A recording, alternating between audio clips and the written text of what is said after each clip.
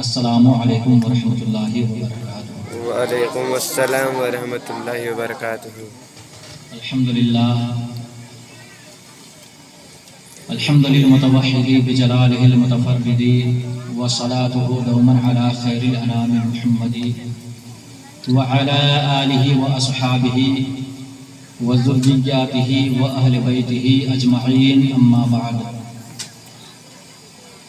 فقد قال الله تبارك وتعالى في القرآن المجيد والفرقان الحميد: أعوذ بالله من الشيطان الرجيم، بسم الله الرحمن الرحيم، قل إن كنتم تحبون الله فاتبعوني يحببكم الله ويغفر لكم ذنوبكم والله غفور رحيم۔ صدق الله العظيم۔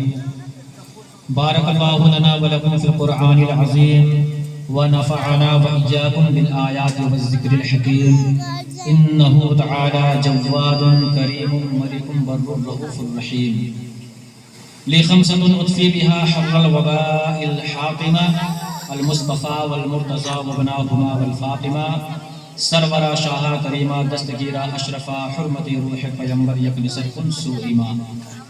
یا الہی قادری کر قادری رکھ قادریوں میں اٹھا، قادری کر قادری رکھ قادریوں میں اٹھا، قدر عبد القادر قدرت نما کے واسطے، قدر عبد القادر قدرت نما کے واسطے۔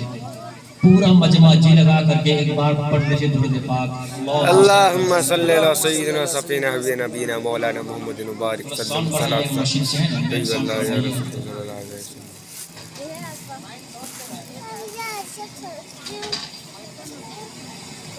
مشین سے تھوڑا سا بڑھا دیجئے گا، مین ساؤنڈ جو ہوتا ہے اس کو۔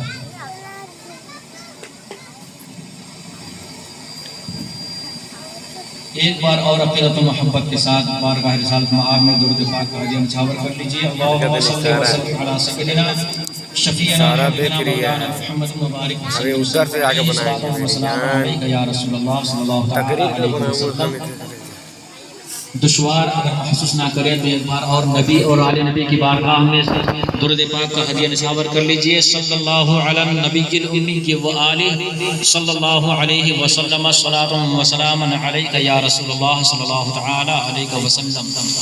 اعلیٰ حضرت عظیم البرکت سیدنا سرکار امام احمد رضا فاضل بریلوی علیہ رحمت الباری اپنے دیوان میں ارشاد فرماتے ہیں کہ لحد میں عشق رخ شہ کا داغ لے کے چلے، بول دیجئے سبحان اللہ۔ لحد میں عشق رخ شہ کا داغ لے کے چلے، اور اندھیری رات سنی تھی چراغ لے کے چلے، اندھیری رات سنی تھی چراغ لے کے چلے، اور تیرے غلاموں کا نقش قدم ہے راہ خدا، بول دیجئے سبحان اللہ۔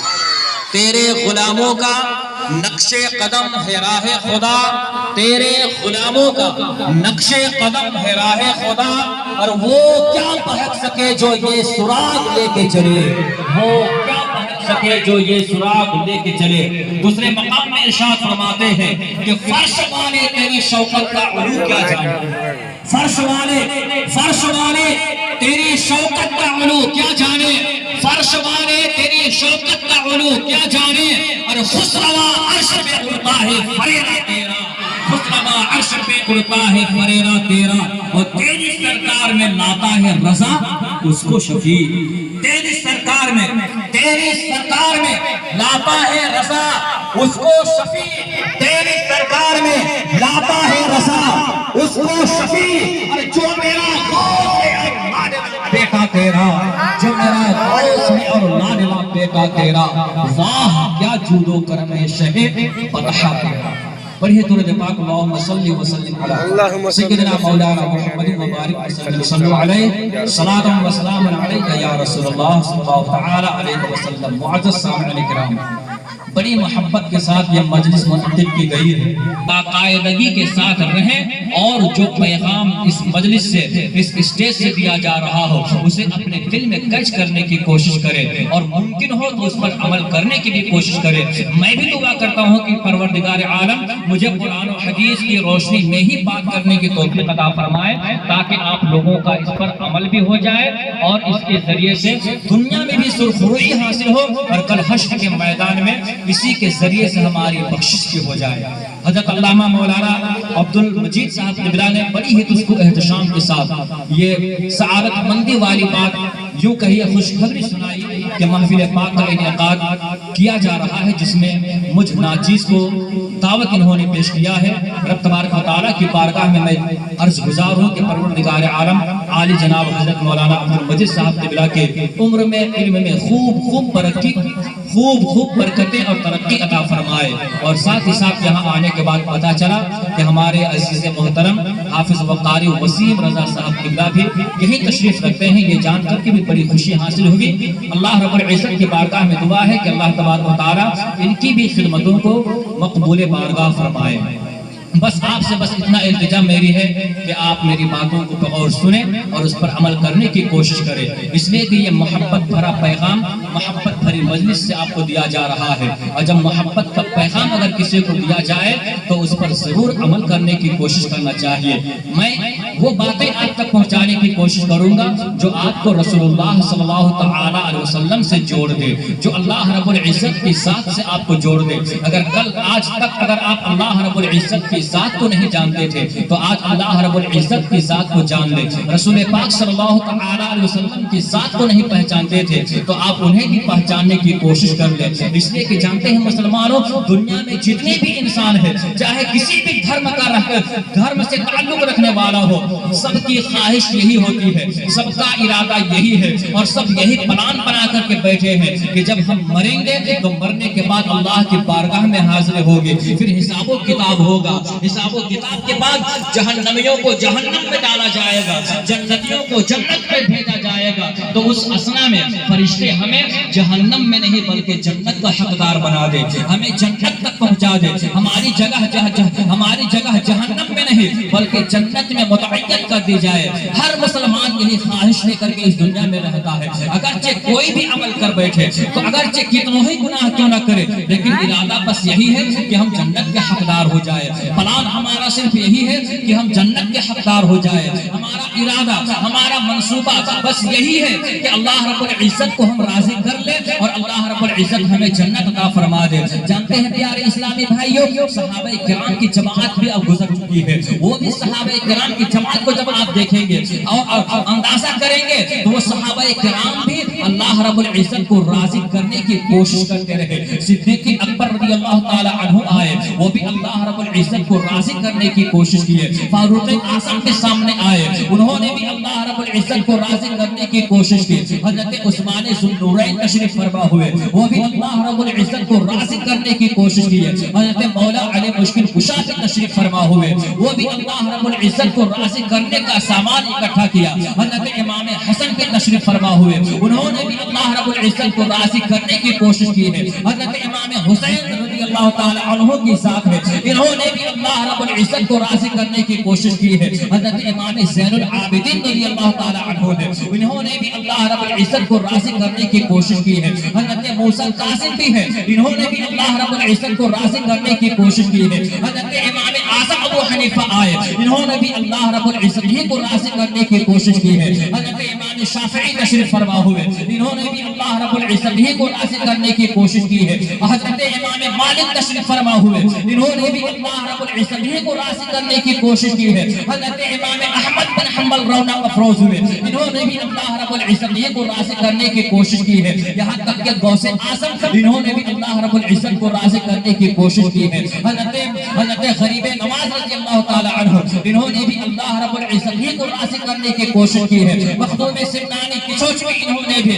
اللہ رب العزت کو راضی کرنے کی کوشش کی ہے۔ سیدنا سرکار امام اہل سنت امام احمد رضا فاضل بریلوی علیہ رحمت الباری، انہوں نے بھی اللہ رب العزت ہی کو راضی کرنے کی کوشش کی ہے۔ مفتی اعظم آئے، انہوں نے بھی اللہ رب العزت کو راضی کرنے کی کوشش کی ہے۔ تاج شریعت آئے، انہوں نے بھی اللہ رب العزت ہی کو راضی کرنے کی کوشش کی ہے۔ حافظ ملت رونق افروز ہوئے، انہوں نے بھی اللہ رب العزت کو راضی کرنے کی کوشش کی ہے۔ حضرت محدث आज़म एक हिंद की छोचनी आए, इन्होंने भी अल्लाह रब्बुल इज्जत ही को राज़ी करने की कोशिश की है। सदरुल शरीआ रौनक अफरोज हुए, इन्होंने भी अल्लाह रब्बुल इज्जत ही को राज़ी करने की कोशिश की है। अल्लामा मुश्ताक अहमद निसामी रौनक अफरोज हुए, इन्होंने भी अल्लाह रब्बुल इज्जत ही को राज़ी करने की कोशिश की है। अल्लामा सिद्दीक़ रज़ा अलैहि रहमत तशरीफ फरमा हुए, इन्होंने भी अल्लाह रब्बुल इज्जत ही को राज़ी करने की कोशिश की है। हज़रत अहमद यार खान नईमी बरकाती अशरफी, इन्होंने भी अल्लाह रब्बुल इज्जत ही को राज़ी करने की कोशिश की है। हज़रत अल्लामा ज़ियाउल मुस्तफ़ा,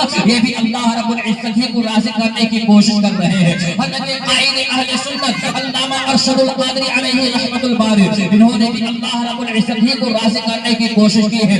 दुनिया में जितने भी नेक इंसान की फहरिस्त आप देखेंगे, सभी का मनशा और मकसद यही होगा कि हर कोई अल्लाह रब्बुल इज्जत को राज़ी करने की कोशिश की है।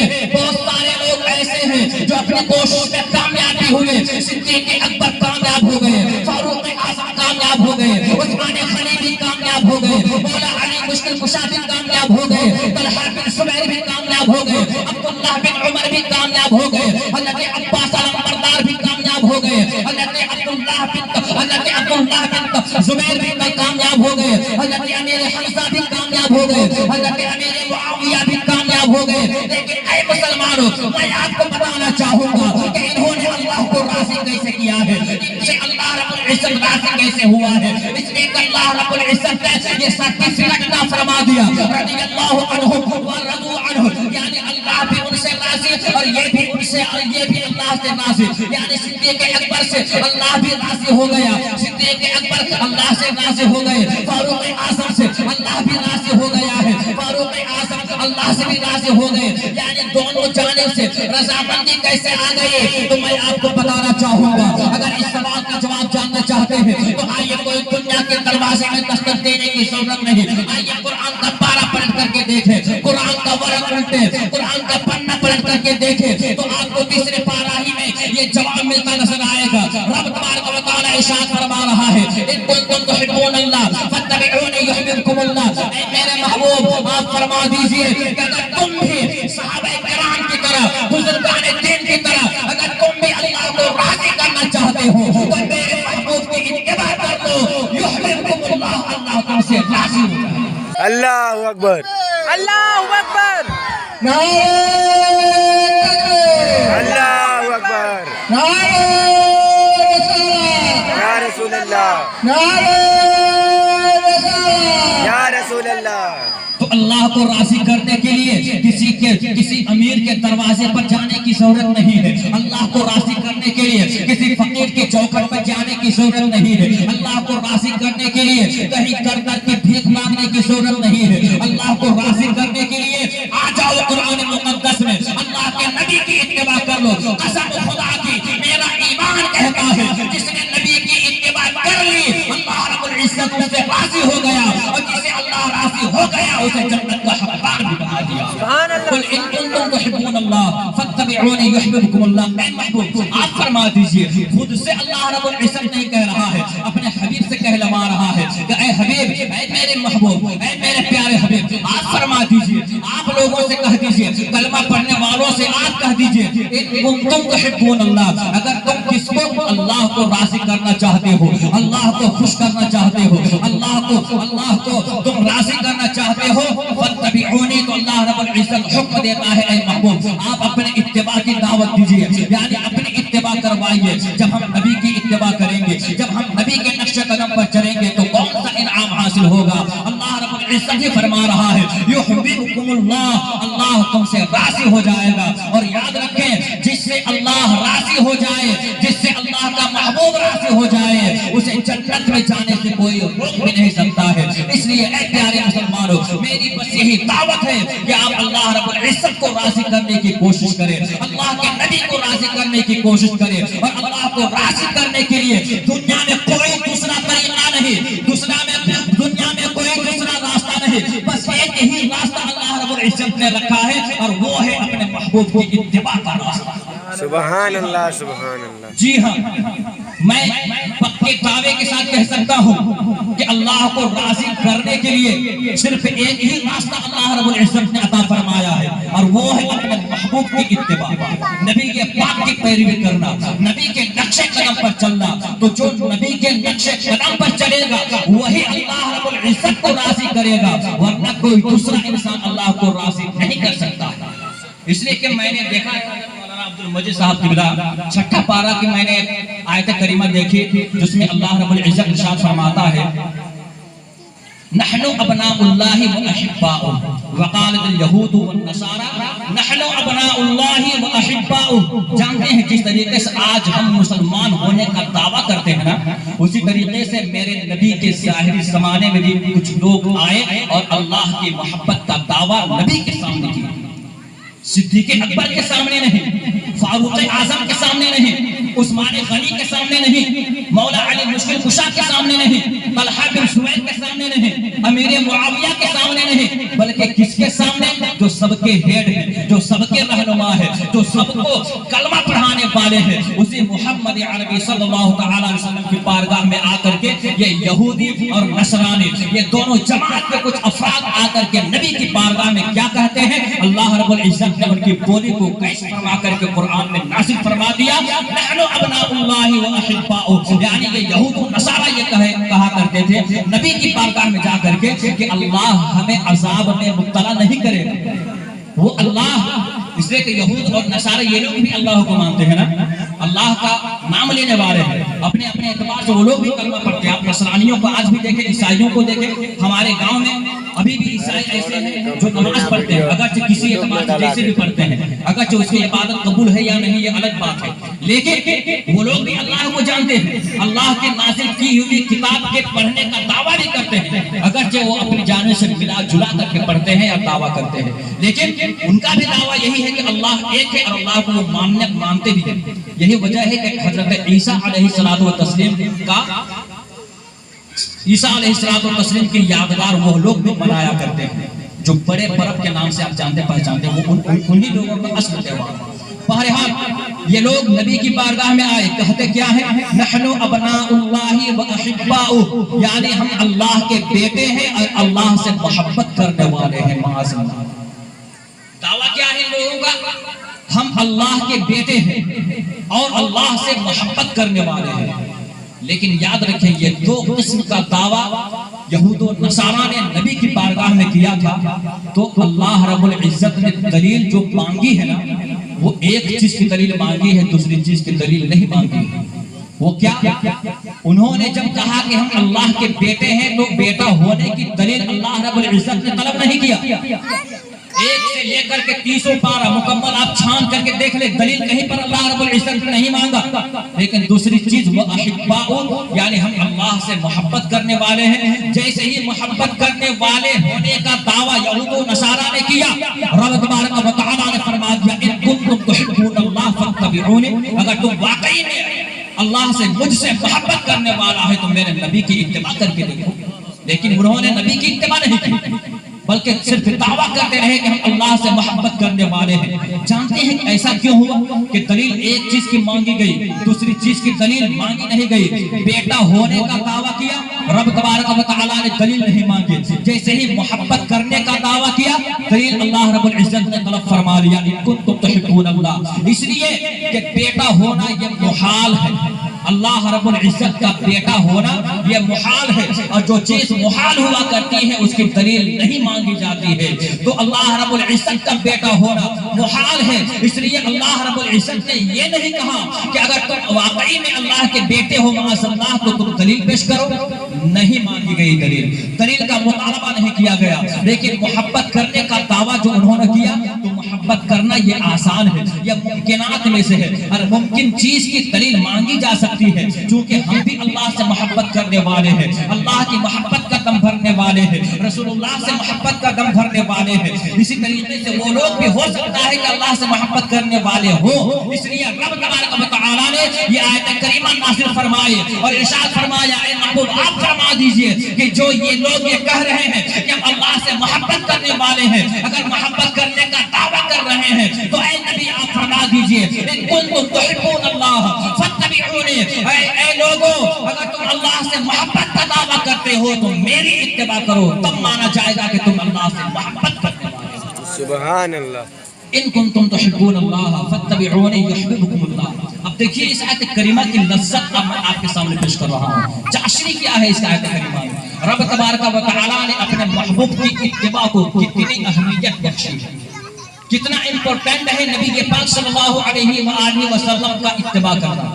بہت ضروری ہے مسلمانوں، اس لیے کہ بغیر اتباع رسول کے اللہ رب العزت کو کوئی حاصل کر ہی نہیں سکتا. اس لیے کہ یہاں پر دیکھیں ان کنتم تحبون اللہ. علماء کرام بیٹھے ہیں، میں تھوڑا سا گرامر کے اعتبار سے آپ کو بتانا چاہوں گا، اگرچہ عربی نہیں سمجھ سکتے ہیں لیکن انگریزی تو سمجھ سکتے ہیں نا. ان یہ شرط کے لیے استعمال ہوتا ہے، شرط، اور اس کے جزا میں لفظ فے کا استعمال ہوتا ہے، جیسے فَاتَّبِعُونِي میں فا لفظ فا آیا.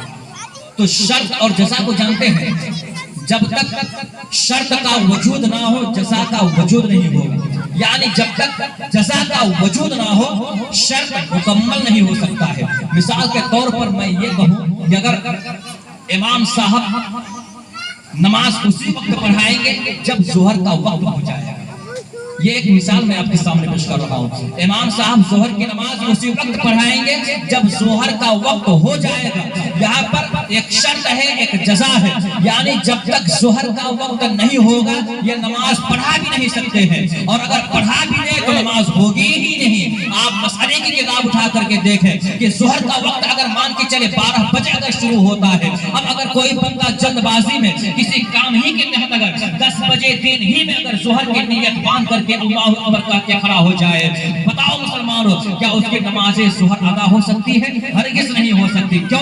اس لیے کہ وقت کا ہونا شرط ہے ہمارے مذہب اسلام میں. جب تک ظہر کا وقت نہیں ہوگا تب تک نماز ظہر کی ادائیگی نہیں ہو سکتی. جب تک عصر کا وقت نہیں ہوگا عصر کی نماز بھی نہیں پڑھ سکتے. جب تک مغرب کا وقت نہیں ہوگا تب تک ہم مغرب کی نماز نہیں پڑھ سکتے. اگر عشاء کا وقت نہ ہو تو ہم عشاء کی نماز بھی نہیں پڑھ سکتے. فجر کا وقت اگر نہ ہو تو ہم فجر کے وقت سے پہلے ہم نماز ادا نہیں کر سکتے. اس لیے کہ جو شرط ہے اس شرط کا پایا جانا بہت ضروری ہے. جب تک شرط کا وجود نہیں ہوگا جزا کا بھی وجود نہیں ہوگا. اسی طریقے سے رب تبارک و تعالی ارشاد فرما رہا ہے ان کنتم تحبون اللہ، اگر تم اللہ سے محبت کرنا چاہتے ہو، اگر تم اللہ کو راضی کرنا چاہتے ہو، اگر اللہ کو راضی کرنا چاہتے ہو، اگر چاہتے ہو تب، نہیں چاہتے ہیں تو کوئی بات نہیں ہے. اگر چاہتے ہیں کہ اللہ رب العزت کو راضی کر لے، اللہ تم سے راضی ہو جائے تو فاتبعونی، نبی کی اتباع کرو، رسول پاک کی اتباع کرو. کیا سمجھے؟ جب تک نبی کی اتباع نہیں ہوگی اللہ رب العزت کو راضی کوئی کر نہیں سکتا ہے. اس لیے اے مسلمانوں اب ہمیں دیکھنا ہے ہم نبی کی اتباع کہاں کہاں کر رہے ہیں، ہم کہاں نبی کی پیروی کر رہے ہیں، کہاں نقش قدم پر چل رہے ہیں اور کہاں اگنور کرتے نظر آ رہے ہیں، کہاں نظر انداز کرتے نظر آ رہے ہیں. جب نماز ہم ادا کرتے ہیں جانتے ہیں مسلمانوں نماز پڑھنا یہ اللہ رب العزت کی جانب سے حکم ہے. اقیموا الصلاۃ، نماز پڑھنا ہی ہوگا. اگر نہیں پڑھیں گے کل قیامت کے دن جواب دینا ہوگا. لیکن ایک بات میں آپ کو یہ بتانا چاہوں گا کہ اللہ رب العزت نے یہ نماز فرض کی لیکن ہمیں نبی کی بھی اتباع کرنی ہے. اگر بغیر نبی کے اتباع کے اگر ہم نے نماز ادا کی وہ نماز نہیں ہو سکتی ہے، وہ عبادت کہلانے کے حقدار نہیں ہے. اس لیے کہ اللہ کو راضی کرنے کے لیے، محض اللہ کو راضی کرنے کے لیے ہم نماز ادا کریں گے لیکن ہم نبی کی اتباع نہیں کریں گے تو یہ نماز کام آنے والی نہیں ہے، یہ روزہ کام آنے والا نہیں ہے، یہ زکات کام آنے والی نہیں ہے، یہ حج کعبہ کام آنے والا نہیں ہے. اس لیے جو بھی ہم عبادت کریں وہاں ہم نبی کی اتباع کو دیکھیں، نبی کی پیروی ہو رہی ہے یا نہیں، نبی کے نقش قدم پر چل رہے ہیں یا نہیں. اگر ہم نے اللہ اکبر کہہ کر کے ہاتھ باندھ لیا، نیت باندھ لی، تو ہمیں یہ دیکھنا ہے کہ میرے نبی کی اس میں اتباع کیا ہے، میرے نبی نے کیسے اللہ اکبر کر کے ہاتھ اٹھایا تھا اور کیسے ہاتھ ناف کے نیچے انہوں نے باندھا ہے. اس طریقے سے ہمیں ہر عبادتوں میں نبی کی اتباع کو دیکھنا ہوگا. تب کہیں جا کر کے ہماری عبادت پائے تکمیل تک پہنچ سکتی ہے، تب کہیں ہماری نماز اللہ کی بارگاہ میں مقبول ہو سکتی ہے. ورنہ جتنی بھی عبادت آپ چاہے کر لیں بغیر نبی کے اتباع کے کوئی بھی عبادت اللہ کی بارگاہ میں قابل قبول نہیں ہو سکتی. ان کنتم تحبون اللہ فاتبعونی یحببکم اللہ، اگر تم اللہ کو راضی کرنا چاہتے ہو تو میرے محبوب کی اتباع کرو. یہاں پر میں ایک اور بات بتانا چاہوں گا. اتباع کرنے کا حکم دیا گیا نا، اور اس سے پہلے کیا ہے، اللہ سے محبت کا دعویٰ کرتے ہو یعنی اللہ کو راضی کرنا چاہتے ہو. یہاں پر تحبون کا لفظ آیا ہے. تحبون کا معنی ہوتا ہے تم محبت کرتے ہو یا کرو گے، اور یہ تحبون محبت سے آیا ہے. اور محبت کس کس سے بنا ہے بتا دوں میں آپ کو، کہ آپ سننا چاہتے ہیں ایک بار بول دیجیے ہاتھ اٹھا کے سبحان اللہ۔ سبحان اللہ۔ بہت ہی بہترین پیغام میں آپ کے سامنے پیش کر رہا ہوں، انشاءاللہ تبارک و تعالیٰ آپ کے دل کا دروازہ کھل جائے گا۔ محبت یہ بنا ہے کس سے؟ لفظ محبت کس سے بنا ہے؟ یہ لفظ محبت حب سے ہے، حب لفظ حب کا معنی ہوتا ہے محبت، اور یہ حب کا تعلق حب سے ہے، اور حب کا معنی ہوتا ہے دانا۔ قرآن شریف میں ہے تیسرا پارہ میں حب یعنی دانا، اور حدیث پاک میں ہے مثقال حبۃ من خردل، رائی کے دانے کے برابر۔ تو حبہ کا معنی حب کا معنی ہوتا ہے دانا۔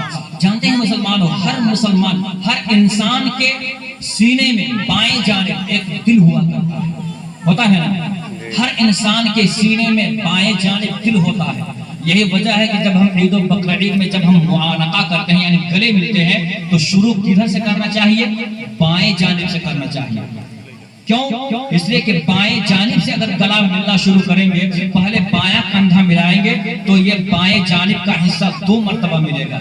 چونکہ دل بائیں جانب ہے تو 2 مرتبہ دل کا ملنا جلنا ہوگا، تو اس سے محبت بڑھتی نظر آئے گی۔ لیکن آپ داہنے جانب سے اگر شروع کرتے ہیں تو دل سے ایک ہی مرتبہ ٹکرائے گا، ایک ہی مرتبہ دل ملے گا۔ کاندھا تو 3 مرتبہ مل جائے گا، سینہ بھی 3 مرتبہ مل جائے گا، لیکن دل صرف 1 مرتبہ ملے گا۔ اس لیے کہ داہنا سے شروع کریں گے، پھر بایاں ملیں گے، پھر داہنا میں ختم کریں گے، تو ایک ہی مرتبہ دل سے لگاؤ ہوا، دل سے تعلق ہوا۔ اس لیے گلے ملنے میں ہمیشہ بائیں جانب سے شروع کرنا چاہیے تاکہ دل 2 مرتبہ ایک دوسرے کے ساتھ ملے اور مسلمانوں کے درمیان محبت کا اضافہ ہو۔ تو ہر مسلمان کے سینے میں بائیں جانب ایک دل ہوا کرتا ہے، اور اس دل میں ایک سیاہ رنگ کا دانا، میں تفسیر نعیمی کے حوالے سے بیان کر رہا ہوں، یہ اسی آیت کریمہ کی تفسیر میں یہ بیان کیا گیا ہے جو علامہ احمد یار خان نعیمی علیہ رحمۃ الباری کی لکھی ہوئی کتاب ہے، یہ تفسیر ہے، انہیں کے حوالے سے میں پیش کر رہا ہوں۔ وہ بیان کرتے ہیں، وہ خود لکھتے ہیں تفسیر کی کتاب میں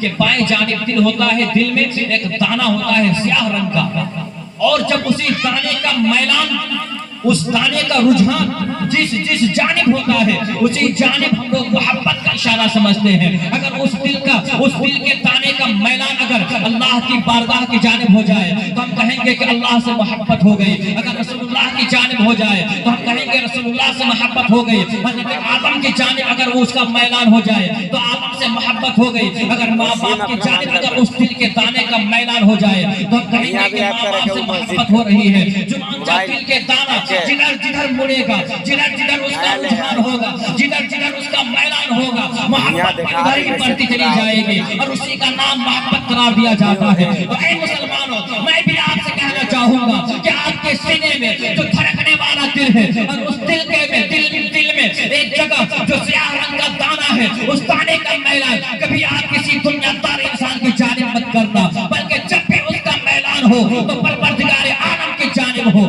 رسول اعظم کی جانب ہو، صحابہ کرام کی جانب ہو، اللہ کے ولیوں کی جانب ہو۔ اس لیے کہ جب اللہ کے ولیوں کی جانب آپ کے دل کے دانے کا میلان ہوگا تو اللہ کے ولیوں سے محبت ہوگی، صحابہ کرام کی جانب ہوگا تو صحابہ کرام سے محبت ہوگی، اللہ کے نبیوں کی جانب ہوگا اللہ کے نبیوں سے محبت ہوگی، خود اللہ رب العزت کی جانب ہو اللہ رب العزت کی جانب اللہ رب العزت سے محبت ہوگی۔ جب ان لوگوں سے، ان بزرگوں سے، ان صحابہ کرام سے، ان نبیوں سے جب ہماری اولاد کی محبت ہو جائے تو اللہ رب العزت بھی راضی ہو جائے گا اور تمہیں جنت کا حقدار بھی بنا دے گا۔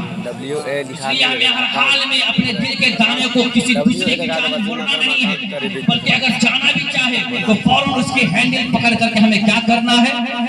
اللہ کی جانب پھیر دینا ہے، رسول اللہ کی جانب پھیر دینا ہے، صدیق اکبر کی جانب پھیر دینا ہے، عثمان غنی کی جانب پھیر دینا ہے، امیر حمزہ کی جانب پھیر دینا ہے، صحابہ کرام کی جانب پھیر دینا ہے، غوث اعظم کی جانب پھیر دینا ہے، غریب نواز کی جانب پھیر دینا ہے۔ اگر ہم جنت میں جانے کا ارادہ رکھتے ہیں، اگر ہم جنتی بندہ کہلانے کا ارادہ رکھتے ہیں تب ہمیں ایسا کرنا ہوگا۔ لیکن اب جس کے دل میں جنت کی کوئی طلب نہ ہو، جنت کی کوئی چاہت نہ ہو، تو پھر یہ اس دنیا میں رہ کر کے جیسی زندگی چاہے وہ گزارے، کون روک سکتا ہے؟ اللہ رب العزت نے ہر کام کو کرنے کا اختیار بندے کو عطا فرمایا۔ یہ اور بات ہے کہ سارے کاموں کو اللہ رب العزت نے لوح محفوظ میں پہلے ہی نوشت فرما لیا، لکھ لیا ہے کہ میرا یہ بندہ یہ کرے گا، میرا یہ بندہ یہ کرے گا۔ جانتے ہیں یہ بات بالکل حق ہے، لیکن آپ کو اچھے برے کا ڈھنگ بھی سکھایا اللہ رب العزت نے، اور کون کام اچھا ہے کون کام برا ہے اس کو کرنے اور اس سے بچنے کا بھی ڈھنگ اب اللہ رب العزت نے آپ کو سکھایا، اور بچنے کا اور کرنے کا اختیار بھی اللہ رب العزت نے آپ کو عطا فرمایا۔ اب ہمارے اور آپ کے اختیار میں ہے کہ ہم گناہ سے بچیں یا گناہ کو چھوڑ دیں یا گناہ کو اپنا کر کے رکھیں۔ ہمارے اختیار میں ہے کہ نیکیوں کو اپنائیں یا نیکیوں کو چھوڑ کر کے ہم نیکیوں سے دور ہو جائیں۔ ان کنتم تحبون اللہ فاتبعونی یحببکم اللہ، اللہ رب العزت کو راضی کرنا چاہو تو میرے محبوب کی اتباع کرو، اللہ راضی ہو جائے۔ اب دیکھیے لفظ اتباع، اس کی بھی میں کچھ آسان لفظوں میں وضاحت کرنا چاہوں گا۔ اتباع کیا ہے؟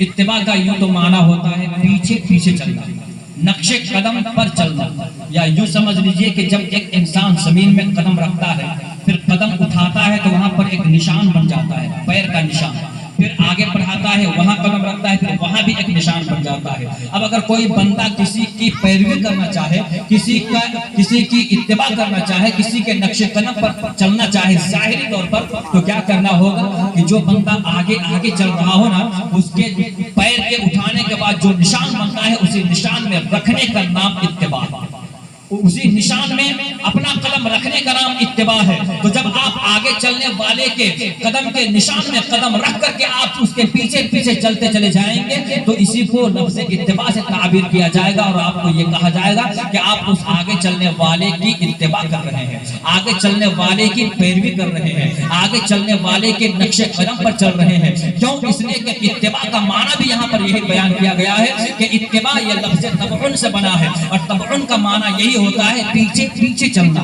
نقش قدم پر چلنا۔ تو اے مسلمانوں، یہاں پر میں ایک عقیدہ آپ کو دینا چاہوں گا۔ اللہ رب العزت نے کیا فرمایا کہ اگر تم اللہ کو راضی کرنا چاہتے ہو تو میرے نبی کی اتباع کرو، مطلب نبی کے پیچھے پیچھے چلو، نبی کے نقش قدم پر چلو، نبی کی پیروی کرو، جہاں جہاں نبی کا نشان قدم بنے اسی کو دیکھ کر کے درس عبرت حاصل کرو اور آگے بڑھتے چلے جاؤ۔ لیکن یاد رکھنا ہے پیارے مسلمانوں، تم نے اللہ کے نبی کا کلمہ پڑھ کر کے اللہ کو بھی مان لیا ہے، رسول اللہ کو بھی مان لیا ہے، اور اللہ رب العزت نے حکم بھی ہمیں عطا فرما رہا ہے۔ اگر تم مجھ کو راضی کرنا چاہتے ہو تو میرے محبوب کی اتباع کرو۔ اب رسول کی اتباع اگر ہم کرنا چاہتے ہیں، اگر ہم رسول کی پیروی کرنا چاہیں، اگر ہم نبی کے نقش قدم پر چلنا چاہیں تو اس کا طریقہ کیا ہوگا؟ اے مسلمانوں، آج کے اسی زمانے میں بہت سارے ایسے لوگ ملیں گے، راستے میں طرح طرح کے لوگ ملیں گے، کوئی آپ کو یہ سبق دیتا نظر آئے گا، ایسا کرو نا، نبی بھی نہ انسان ہے، وہ بھی تو آدمی ہے،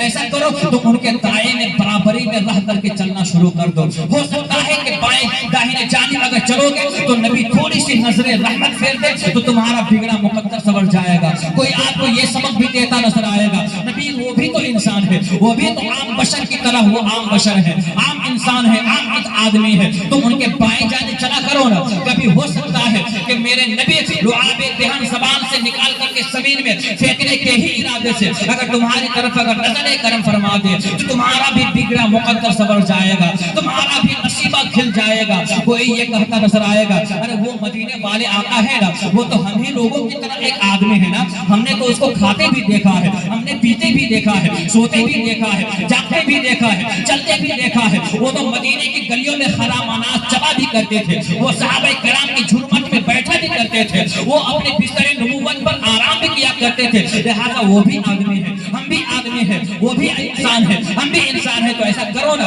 تھوڑا سا کبھی کبھی ان سے آگے بڑھ کر کے بھی چلنے کی کوشش کر لیا کرو نا، آگے بڑھ کر کے چلو۔ ہو سکتا ہے کہ ڈائریکٹ تمہارے اوپر نبی پاک کی نظر رحمت پڑ جائے گی اور تمہارا بگڑا مقدر سنور جائے گا۔ اے مسلمانوں، میں آپ کو یہاں پر دعوت عقیدہ اور نظارہ دینا چاہوں گا، اس طریقے کا جو سبق دینے والے آپ کو نظر آئے اور یہ کہے اور یہ مشورہ جو دے کہ نبی کے داہنے میں رہ کر کے کبھی چلنے کی کوشش کرو، کبھی بائیں میں چل کر کے بائیں میں رہ کر کے چلنے کی کوشش کرو، کبھی آگے بھی بڑھ جانے کی کوشش کرو، میں آپ کو بتانا چاہوں گا ایسا دعوت دینے والے اگر آپ کو ملے تو فوراً اس کو یہی جواب دے دینا کہ اگر ہم نبی کے برابر میں چلنے کی کوشش کریں گے تو لفظ اتباع پر عمل نہیں ہوگا، اگر داہنے میں رہ کر کے برابری کے ساتھ چلنے کی کوشش کریں گے تو اتباع پر ہمارا عمل نہیں ہوگا، بائیں جانب رہ کر کے اگر برابری میں چلنے کی کوشش کوشش کریں گے لفظ اتباع پر عمل نہیں ہوگا. اگر آگے بڑھ کے چلنے کی کوشش کریں گے تو پیچھے پیچھے چلنے والی بات پر عمل نہیں ہوگا. اور جس کا عمل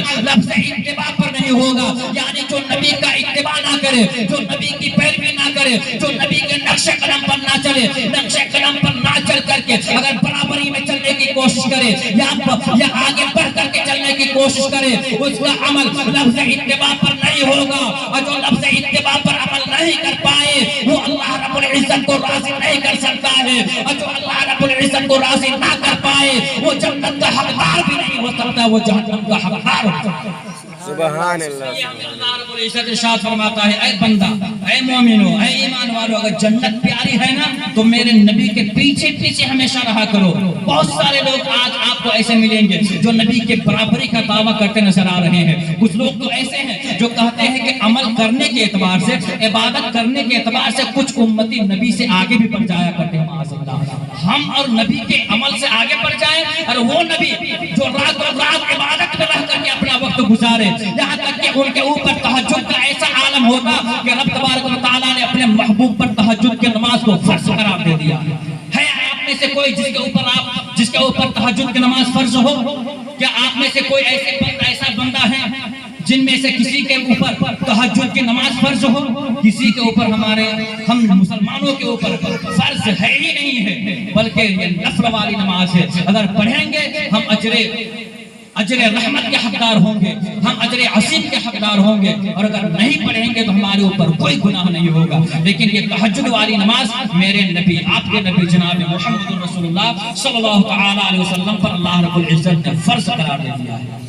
جس طریقے سے ہم نماز ظہر قضا نہیں کر سکتے, چھوڑ نہیں سکتے, جس طریقے سے ہم نماز مغرب چھوڑ نہیں سکتے, نماز عشاء نہیں چھوڑ سکتے, نماز فجر ترک نہیں کر سکتے, اسی طریقے سے رسول نماز تہجد بھی نہیں چھوڑ سکتے ہیں. رسول نماز تہجد بھی ترک نہیں کر سکتے. ہمارے اور ان کے درمیان یہی فرق ہے. تو اے مسلمانوں, غور کرو, اگر کوئی نبی سے آگے بڑھنے والی بات کر رہا ہے تو سمجھ جانا کہ اس کا تعلق اہل سنت و جماعت سے نہیں ہے, بلکہ وہ کسی اور جماعت سے تعلق رکھنے والا ہے. اس لیے اے مسلمانوں, اگر جنت پیاری ہے, جنت آپ کو اچھی لگتی ہے, تو نبی کے پیچھے پیچھے رہنے کی کوشش کرو, نبی کے نقش قدم پر چلنے کی کوشش کرو. نہ تو داہنے میں چل کر کے برابری کا دعویٰ کرو, نہ تو بائیں میں رہ کر کے برابری کا دعویٰ کرو, نہ تو آگے بڑھ کر کے آگے بڑا ہونے کا دعویٰ کرو, بلکہ ہمیشہ پیچھے رہو. چاہے کوئی بھی معاملہ ہو, چاہے عبادت کا معاملہ ہو, پیچھے آپ کو رہ کر کے عبادت کرنا ہوگا. معاملات والا معاملہ ہو, پیچھے رہ کر کے اپنا معاملات کو ادا کرنا ہوگا. کوئی بھی معاملہ ہو, پیچھے ہمیشہ رہنا ہوگا. جو نبی کے پیچھے ہمیشہ رہے گا, پیچھے پیچھے وہ جنت میں چلا جائے گا, اور جو آگے بڑھنے کی کوشش کرے گا وہ راستہ بھٹک جائے گا, اور ہو سکتا ہے کہ جہنم میں بھی جا سکتا ہے.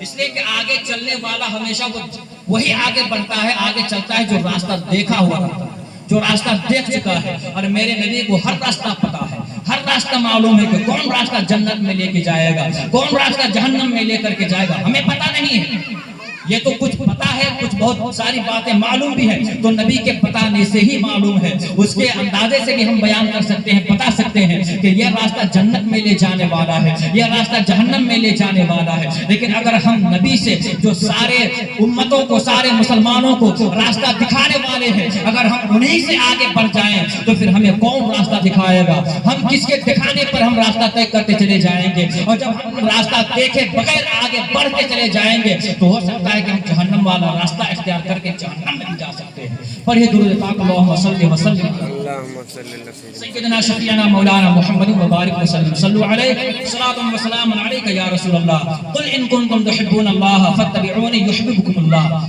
اے محبوب, آپ فرما دیجئے کہ اگر اللہ کو تم راضی کرنا چاہتے ہو تو میرے نبی کی اتباع کرو, میری اتباع کرو, یعنی نبی کی اتباع کرو. اللہ تم سے راضی ہو جائے گا, راضی ہو جائے گا. جی ہاں, اگر آپ نے اللہ کے نبی کی پیروی کر لی. صحابہ کرام کے زمانے کو یاد کریں جب رسول اللہ صلی اللہ تعالی علیہ وسلم بھی ظاہری اعتبار سے بھی باحیات تھے.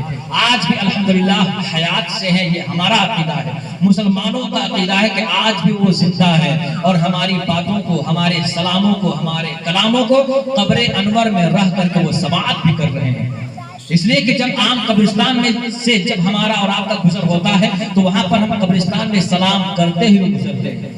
کیوں سلام کرتے ہیں؟ اگر بالکل مر کر کے مٹی میں اگر انسان مر جائے گا تو پھر ہم اسے کیوں سلام کریں؟ جو مٹی میں خود مل گیا ہو ہم اس کے لیے سلامتی کی دعا کیوں کریں؟ اور میرے نبی نے ارشاد فرمایا کہ جب قبرستان سے گزرو تو سلام کرتے گزرو. اس کا مطلب یہی ہے کہ جب ہم سلام کریں گے تو وہ سلام کو سنے گا. قبرستان میں مرنے والا ہمارا مسلمان بھائی سلام کو سنے گا بھی. اور یہ بھی ارشاد فرمایا گیا کہ وہ سلام کا جواب بھی دیتے ہیں. قبر والے جواب بھی دیتے ہیں. جواب کیسے دیں گے؟ مر کر کے تو مٹی میں مل گئے, پھر جواب کیسے دیں گے؟ لیکن میں بتانا چاہوں گا کہ جواب اس لیے دیتے ہیں کہ وہ مٹی میں ملے نہیں ہے, وہ وہاں پر بھی زندہ ہے, اس کی روح کبھی بھی مٹتی نہیں ہے, روح کبھی بھی ختم نہیں ہوتی. یہ اور بات ہے کہ ظاہری اعتبار سے جسم کو مٹیاں کھا جایا کرتی ہے, اور بہت سارے علماء حفاظ کرام بزرگان دین کے جسم کو مٹی بھی ختم نہیں کرتی. آپ نے سنا ہوگا جو حافظ قرآن ہوتا ہے اس کے جسم کو کوئی بھی مٹی ختم نہیں کر سکتی ہے, یہاں تک کہ اس کا کفن بھی میلا نہیں ہوتا ہے. تو جب حافظوں کا یہ عالم ہے, عالموں کا یہ عالم ہے, تو جن کا کلمہ پڑھ کر کے ہم عالم اور حافظ بنے ہیں اس محمد عربی صلی اللہ علیہ وسلم کا عالم کیا ہوگا؟ وہ بھی کیسے مٹی میں مل جائیں گے. اس لیے رسول اللہ صلی اللہ تعالی علیہ وسلم کے بارے میں ہمارا یہ عقیدہ ہے کہ آج بھی زندہ ہیں, ہمارے سلاموں کو وہ سنا کرتے ہیں, وہ سنتے ہیں. اس لیے ہمارا یہ عقیدہ اہل سنت و جماعت کے مطابق ہے. تو صحابہ کرام رسول اللہ صلی اللہ تعالی علیہ وسلم کے زمانے میں, ظاہری زمانے میں تھے, اور رسول اللہ صلی اللہ تعالی علیہ وسلم جو بھی کام کیا کرتے تھے نا, صحابہ کرام اس ہر ممکن کام کو انجام دینے کی کوشش کیا کرتے تھے. ہر ممکن کام کو, ایسا نہیں جو کام میرے نبی نے محال والا کام کر دیا ہو اب اس کے پیچھے صحابہ کرام لگ گئے ہو, نہیں. اس لیے کہ ساتوں آسمان کے پار جانا یہ عام انسانوں کے لیے محال ہے, سب کے بس میں نہیں ہے, سب کے بس میں نہیں ہے. تو صحابہ کرام میں سے کسی نے کوشش بھی نہیں کیا کہ جب نبی وہاں گئے ہیں تو ان کی اتباع کرتے کرتے ہم بھی چلے جائیں گے, کسی نے بھی کوشش نہیں کیا. اس لیے میں نے کہا کہ ہر ممکن کام کو صحابہ کرام اپنانے کی کوشش کرتے. اب جب صحابہ کرام نے دیکھا رسول اللہ صلی اللہ تعالی علیہ وسلم مدینے کی گلیوں میں خرامہ ناز چل رہے ہیں تو صحابہ کرام نے بھی ایسا چلنا شروع کر دیا. جب صحابہ کرام نے دیکھا کہ میرے نبی کے اٹھنے کا طریقہ کیسا ہے, جب طریقہ سمجھ میں آ گیا, صحابہ کرام اور نبی کے اٹھنے کے طریقے کو دیکھ کر کے اسی طریقے کے مطابق اٹھنا شروع کر رہے ہیں. جب نبی پاک صلی اللہ تعالی علیہ وسلم کو دیکھا گیا کہ ان کے کھانے کا طریقہ کیسا ہے, صحابہ کرام نے اسی طریقے کو اپنا لیا. جب رسول اللہ صلی اللہ تعالی علیہ وسلم کو دیکھا کہ رسول اللہ نے پانی کیسے پیا, پانی کا استعمال کیسے کیا, صحابہ کرام نے دیکھا, پھر اسی طریقے سے اس کام کو انجام دینے کی کوشش کی. میں کہنا چاہوں گا کہ جو بھی عمل صحابہ رسول اللہ صلی اللہ تعالی علیہ وسلم نے کیا, ہر ممکن عمل کو صحابہ کرام نے اپنانے کی کوشش کیا اور اس پر عمل بھی کر کے دکھا دیا. یہاں تک کہ حضرت عثمان غنی رضی اللہ تعالی عنہ کی بات میں آپ کے سامنے پیش کر رہا ہوں. عثمان ذوالنورین رضی اللہ تعالی عنہ ایک مرتبہ رسول اللہ صلی اللہ تعالی علیہ وسلم کے انتقال پربلال کے بعد, ان کے وفات کے بعد, ان کے اس دنیا سے پردہ فرما جانے کے بعد حضرت عثمان غنی رضی اللہ تعالی عنہ کسی راستے کو طے کرتے ہوئے اپنے ساتھیوں کے ساتھ چلے گئے تھے. اور جب واپسی کا منظر آیا, جب واپسی کا لمحہ آیا, جب آنے کا وقت آیا تو حضرت عثمان غنی اپنے صحابیوں کے ساتھ, اپنے ساتھیوں کے ساتھ وہ بھی خرامہ ناز اسی راستے سے چلے آ رہے ہیں جس راستے سے کبھی مدینے والے آقا کا گزر ہوا تھا, رسول معصم کا گزر ہوا تھا, رسول معصم کا گزر ہوا تھا, ہادی عالم کا گزر ہوا تھا. اسی راستے سے حضرت عثمان غنی تشریف لا رہے ہیں. حضرت عثمان غنی ابھی خلافت کا باغ ڈور سنبھال رہے ہیں. ان کے ذمے میں ساری دنیا کی سلطنت حضرت عثمان غنی کے ذمے میں ہے. ابھی رسول اللہ کی نیابت کو سنبھال رہے ہیں. عثمان غنی رضی اللہ تعالی عنہ اپنے چند ساتھیوں کے ساتھ اسی راستے سے آ رہے ہیں جس راستے سے میرے محبوب کبھی گزرے تھے. حضرت عثمان غنی آگے آ رہے ہیں, پیچھے پیچھے ان کے چاہنے والے ہیں, ان کے نقش قدم پر چلنے والے ہیں, وہ بھی صحابہ کرام میں سے ہیں. حضرت عثمان غنی رضی اللہ تعالی عنہ کا لباس بھی بہت ہی خوبصورت ہے. حضرت عثمان غنی اپنے سر پر ایک عمامہ بھی باندھے ہوئے ہیں, پگڑی بھی باندھے ہوئے ہیں. اس راستے سے گزرتے چلے آ رہے ہیں, راستہ طے کرتے ہوئے مدینے کی گلیوں میں آ رہے ہیں, مدینے کی جانب آ رہے ہیں. صحابہ کرام نے دیکھا کہ عثمان غنی آگے چل رہے ہیں. ایک مقام ایسا آتا ہے, ایک درخت کے قریب پہنچتے ہیں, ایک پیڑ کے قریب پہنچتے ہیں. حضرت عثمان غنی کو سارے لوگ دیکھ رہے ہیں کہ عثمان غنی کے چلنے کا انداز کیسا کیسا ہے، ان کے راستہ طے کرنے کا انداز کیسا ہے. صحابہ کرام دیکھ رہے ہیں، دیکھتے کیا ہے، ایک درخت کے قریب حضرت عثمان غنی پہنچتے ہیں. عثمان غنی رضی اللہ تعالیٰ عنہ جب درخت کے قریب پہنچتے ہیں تو اسی درخت سے ایک ٹہنی زمین کی جانب لٹکی ہوئی ہے جو سر کے کچھ ہی اوپر میں ہے، سر سے تھوڑے ہی قریب میں ہے. حضرت عثمان غنی رضی اللہ تعالیٰ عنہ راستہ طے کرتے ہوئے جب وہاں پہنچتے ہیں تو جانتے ہیں پیارے اسلامی بھائیوں، حضرت عثمان غنی رضی اللہ تعالیٰ عنہ جب اس ٹہنی کے قریب پہنچتے ہیں اپنے سر مبارک کو ایڑی اٹھا کر کے سر کو اٹھاتے ہیں اور اپنی پگڑی مبارک کو اس درخت کی ڈالی سے چھوا دیتے ہیں، اس درخت کی ڈالی سے لگا دیتے ہیں، پھر آگے بڑھ جاتے ہیں. صحابہ کرام اور عثمان غنی جب مدینے کی سرزمین میں پہنچتے ہیں، جب مدینے کی وادی میں پہنچ جاتے ہیں، حضرت عثمان غنی جب آرام کرنے کے لیے کسی جگہ بیٹھ جاتے ہیں، صحابہ کرام نے سوچا کہ حضرت عثمان غنی نے ایسا کیوں کیا. اس درخت کے قریب پہنچے تو درخت کی ٹہنی جو لٹکی ہوئی تھی اس ٹہنی سے اپنے سر کو کیوں لگایا تھا، جبکہ وہ درخت کی ٹہنی کچھ اونچائی میں ہے، اس کے باوجود اپنی مبارک ایڑی کو اٹھا کر کے آخر درخت کی ٹہنی سے کیوں لگایا. پوچھا جائے صحابہ کرام میں سے کسی نے پوچھا، اے عثمان غنی، اے نبی کے نائب، اے خلیفۃ الرسول، اے امیر المؤمنین، آپ بتا دیجئے کہ معاملہ کیا ہے، آپ نے ایسا کیوں کیا تھا. تو آپ جواب سننے کے لیے تیار ہو جائیے، اپنے دل کا دروازہ کھول کر کے جواب ملاحظہ کیجئے. حضرت عثمان غنی ارشاد فرماتے ہیں، اے میرے ساتھیوں، کیا آپ جاننا چاہتے ہیں کہ میں نے وہاں پر اپنے سر کو کیوں اٹھایا تھا، سر کو اٹھا کر کے اپنے پگڑی کو کیوں درخت کی ٹہنی سے لگایا تھا، کیا آپ جاننا چاہتے ہیں. صحابہ کرام نے عرض کیا، ہاں ہم جاننا چاہتے ہیں. حضرت عثمان غنی بیان فرماتے ہیں کہ کبھی اسی راستے سے میں نے اپنے حبیب کو چلتے دیکھا تھا، اپنے محبوب کو چلتے دیکھا تھا، اور میرے نبی پاک صلی اللہ علیہ وسلم جب اس درخت کے قریب پہنچے تھے اسی طریقے سے وہ ٹہنی لٹک رہی تھی. میرے نبی پاک صلی اللہ علیہ وسلم کے مبارک سر میں جو پگڑی بندھی ہوئی تھی، جو کپڑا لگا ہوا تھا، اس کپڑے کا بوسہ اس درخت کی ٹہنی نے دیا تھا. اس لیے میں نے جب اس طرح سے گزرنا شروع کیا، جب میں یہاں سے گزرنے لگا تو میرے ایمان کو یہ گوارا نہ ہوا کہ یہ میرے محبوب کی ادا بن گئی ہے کہ میرے محبوب یہاں پر میرے محبوب کے سر کے امامے کو اس درخت کی ٹہنی نے بوسہ لے کر کے خوش نصیب بن گیا ہے. تو میں نے بھی چاہا کہ یہاں پر ایسا عمل کر کے اپنے نبی کے عمل کو اپنا کر کے نبی کا وفادار بندہ بن جاؤں. چنانچہ میں نے اپنے سر کو اٹھا کر کے اس ٹہنی سے لگا کر کے میں نے اپنے نبی کی سنت کو ادا کر کے واہ واہ واہ، سبحان اللہ سبحان اللہ، نعرہ تکبیر، نعرہ تکبیر، نعرہ رسالت، نعرہ رسالت، جشن عید میلاد النبی، جشن عید میلاد النبی، نعرہ تکبیر، نعرہ رسالت. اے مسلمانوں، یہ صحابہ کرام کا طرز عمل ہے.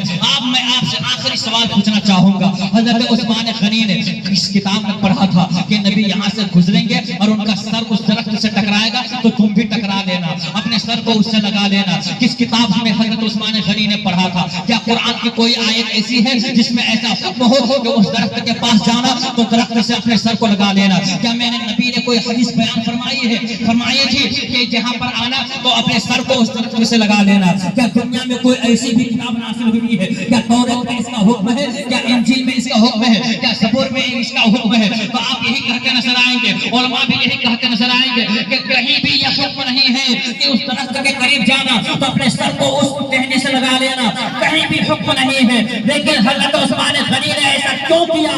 آخر اس کے پاس دلیل کیا تھی؟ اس کی دلیل کیا ہے کہ عثمان غنی نے ایسا کیا؟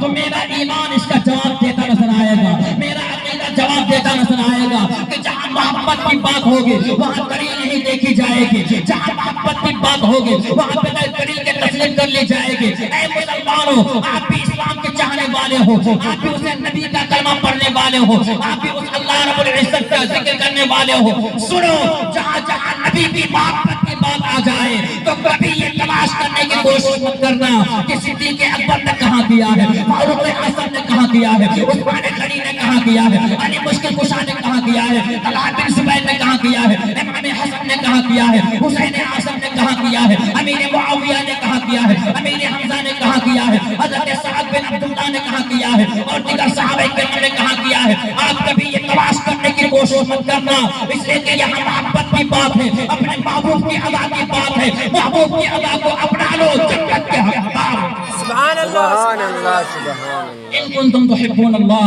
فاتبعونی یحببکم اللہ، اگر تم اللہ کو راضی کرنا چاہتے ہو تو نبی کی اتباع کرو۔